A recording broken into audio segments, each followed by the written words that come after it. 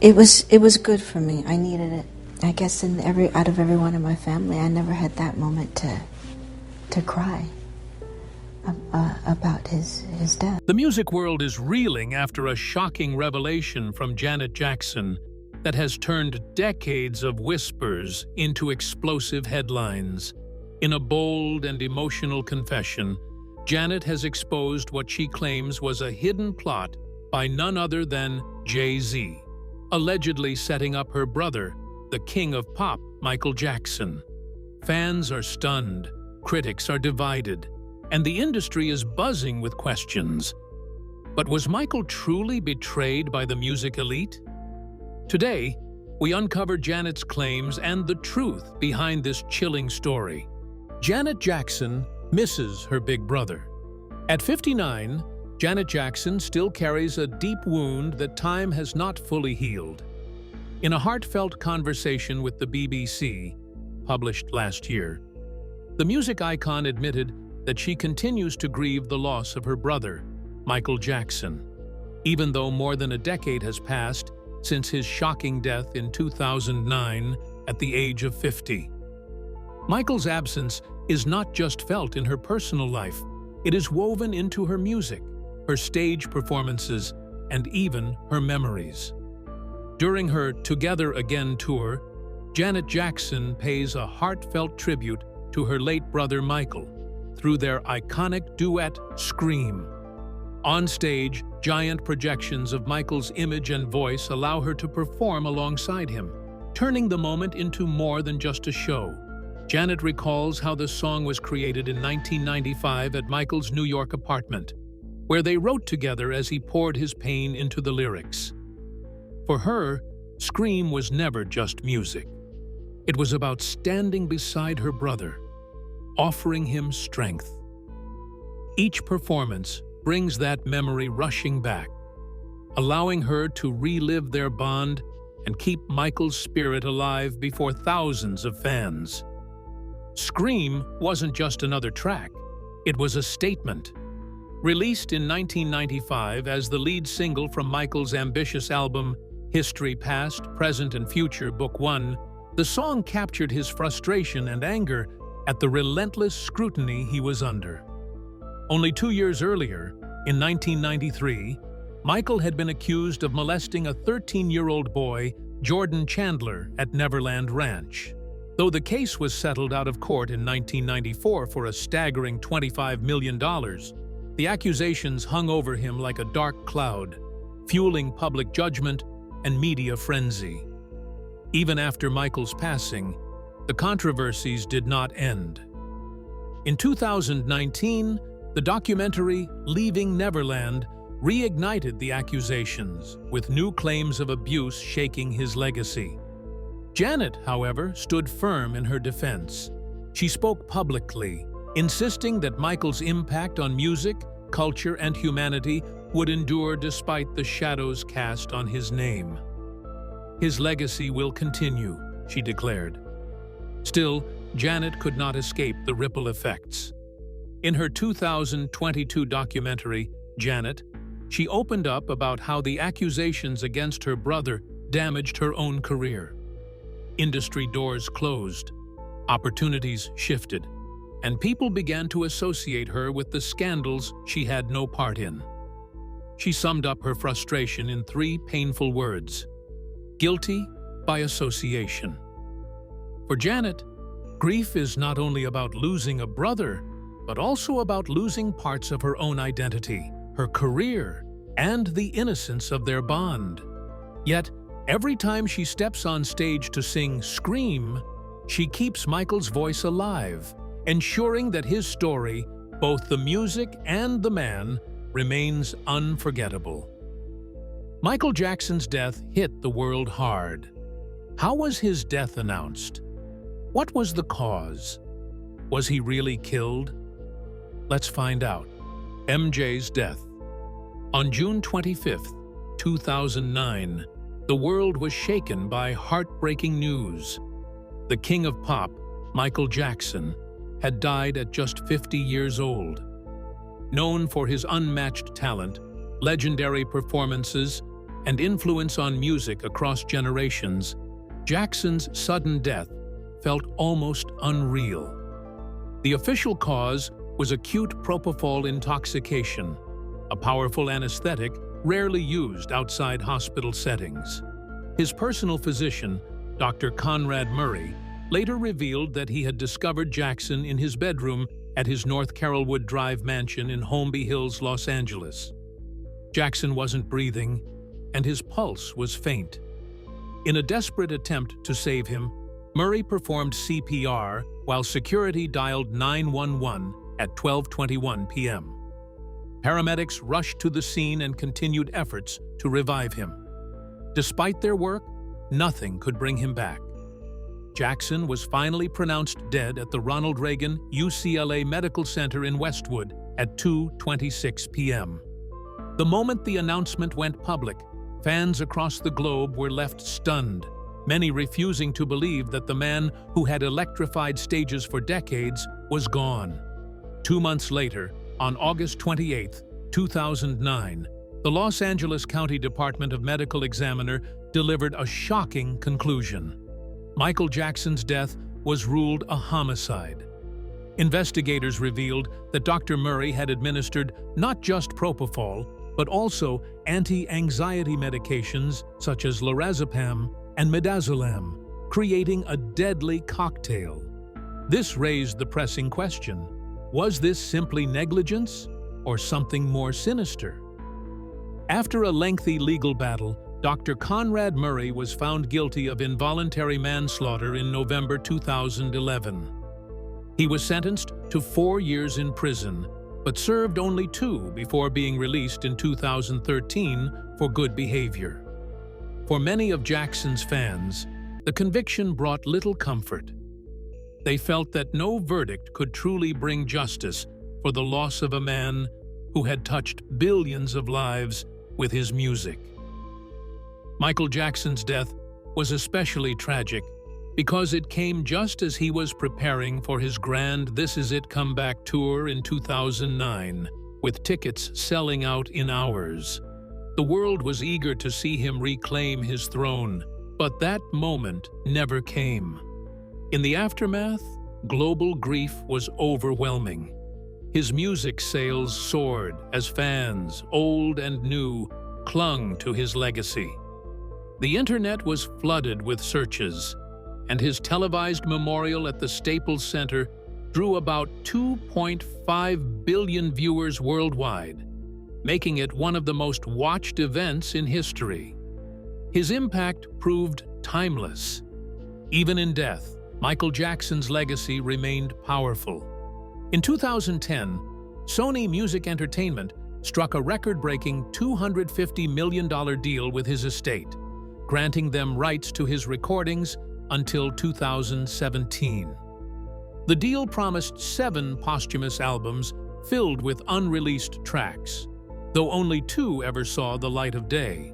Still, it showed just how valuable and enduring Jackson's art was, and continues to be. Michael Jackson's death was more than the loss of an entertainer. It marked the end of an era.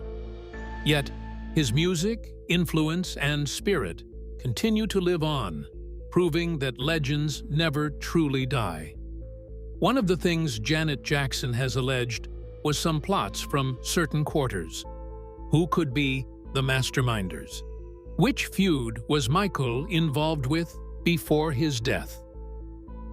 Let's delve into the details of his silent revenge that allegedly sparked rage. The king of pop's final days and his silent revenge. Michael Jackson's story didn't just revolve around music and moonwalks. It also carried unexpected twists that revealed his sharp instincts and surprising ways of handling conflict. One such twist happened a few years before his passing, and it caught almost everyone off guard. In 2004, the rap world's loudest voice, Eminem, decided to poke fun at Jackson in his hit song Just Lose It. The track mocked the king of pop in a way that quickly grabbed headlines. Many expected Michael to clap back, but Michael Jackson was never one to trade insults in the open. He wasn't wired for rap battles or diss tracks. His style of fighting back was far more subtle and far more powerful. Instead of responding to Eminem's 2004 mockery with words, Michael Jackson chose patience and strategy. In 2007, through Sony ATV, he purchased Famous Music for $370 million, securing rights to a massive catalog that included Eminem's back catalog, as well as works by Shakira, Björk, and Beck. The move shocked the industry and flipped the situation entirely. Eminem had mocked him, yet Michael now earned from the rapper's hits. It was silent but powerful revenge, showcasing Jackson's rare blend of artistry, patience, and business genius. Without a single comeback verse, he proved that influence could speak louder than words, solidifying his legacy as both an iconic entertainer and a master strategist. This move revealed something essential about Michael Jackson's legacy. He wasn't just an entertainer. He was also a shrewd businessman. Many people only saw the dazzling costumes, the gravity-defying dance moves, and the high-pitched vocals. But behind the curtain was a man who understood ownership, control, and the long game. His ability to protect and expand his influence through music publishing was as much a part of his genius as his artistry on stage. What makes this twist even more fascinating is how it blends perfectly with Michael's aura of mystery. He always had a way of surprising the world, whether through his performances, his personal choices, or in this case, his business dealings. Owning Eminem's catalog was not just about money.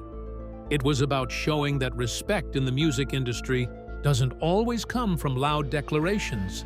Sometimes it comes from quiet, calculated actions that leave people speechless. Though Michael Jackson's life ended too soon, stories like this remind us why his impact continues to echo long after his passing. He wasn't simply a singer or a dancer. He was a cultural force who reshaped music, influenced generations, and even turned rivalries into unforgettable lessons. His mix of artistry, mystery, and strategic brilliance remains unmatched, a legacy that is as powerful as it is everlasting. But how did Jay-Z come into the picture? Why did Janet Jackson expose him? Let's dive into the details of Jay-Z's first meeting with Michael Jackson. Jay-Z's first meeting with MJ. Jay-Z, known for his unshakable confidence, once showed a rare humbled side when meeting Michael Jackson. Producer Rodney Darkchild Jerkins revealed on the Almanac of Rap that he arranged the introduction. The moment happened at Summer Jam 2001, when Jay-Z shocked fans by bringing MJ on stage. Behind the scenes, industry figures Big Chuck and Big John contacted Jerkins, saying Jay desperately wanted to meet the king of pop. Jerkins assured them he could make it happen, and did. The story highlights a unique meeting of legends, showing even Jay-Z was starstruck in Michael Jackson's presence. What followed was surreal. Jerkins personally escorted Jay-Z to the studio to meet Jackson face to face. "That was the most humble I've ever seen Jay-Z in my life," he said. Usually, Jay is the epitome of cool, calm, collected, untouchable. But in front of Mike, different story. You could tell he was in the presence of someone who even he considered larger than life. That starstruck reaction didn't just end in the studio. It carried over to the night of Summer Jam 2001, when Jay pulled off one of hip-hop's most unforgettable surprises. Fans were already electrified by his set, but when Michael Jackson appeared, the entire arena erupted. For many, it felt like the collision of two worlds, hip-hop royalty meeting global pop dominance. But behind the scenes, things were anything but ordinary. Jay-Z's longtime friend and former artist Memphis Bleek later opened up about the bizarre rules surrounding MJ's appearance. On Drink Champs, Bleek recalled, "Rest in peace to the goat of all goats." When Mike came through, if you weren't with Hav, you had to literally face the wall. Security had set strict instructions. Michael's team rolled in before he did, and they were like, "Anybody without a Jay-Z pass, turn around." And I'm talking everybody, even people who thought they were in the inner circle. If you didn't have that pass, you couldn't look at him. The strangest part? Nobody was allowed to make eye contact with Jackson. They had dudes standing with their noses to the wall, like it was some street corner pat-down, Bleek laughed. Mike didn't want eye-to-eye contact. Nobody could look him in the eyes. Me? I had to sneak a glance. I'm thinking, this is Michael Jackson. We really doing this right now? Between Jay-Z's humbled awe, Jerkins's behind-the-scenes setup, and Bleek's wild memory, the story captures just how otherworldly Michael Jackson's aura was. Even the most confident rapper alive had to bow, proving that when it came to star power, no one, not even Jay-Z, shone brighter than the king of pop. After this meeting, was Jay-Z able to sustain the relationship with Michael Jackson? Let's dig into the details of the relationship the two stars had. Eminem's feud with MJ and Jay-Z's role in hip-hop's power play. Eminem has always spoken boldly, often saying what others avoid. He once pointed out how music now unites generations, young people and their parents vibing to the same tracks, especially through hip-hop, which bridges age gaps like no other genre. Yet beneath this harmony lies an unspoken rivalry, hip-hop's greats versus the king of pop. When Eminem praised Jay-Z, it was deeper than admiration. He saw Jay as rare, an artist who shapes trends rather than chasing them. To Eminem, that's true power. It also reflects hip-hop's youth as a genre. Unlike rock or pop with long histories, it's still carving its path. Icons like Jay-Z and Eminem are showing future artists how to achieve lasting influence. But this respect and loyalty toward Jay-Z becomes even more interesting when you remember Eminem's infamous feud with Michael Jackson. Eminem and Jay symbolized the new one rising. Today, Eminem insists he's driven by passion, not rebellion. He praises true artists like Ed Sheeran instead of mocking them. So, do you think Jay-Z would really plot against Michael Jackson? Could there be more to his death? We would love to hear your thoughts in the comments below. Don't forget to like and subscribe.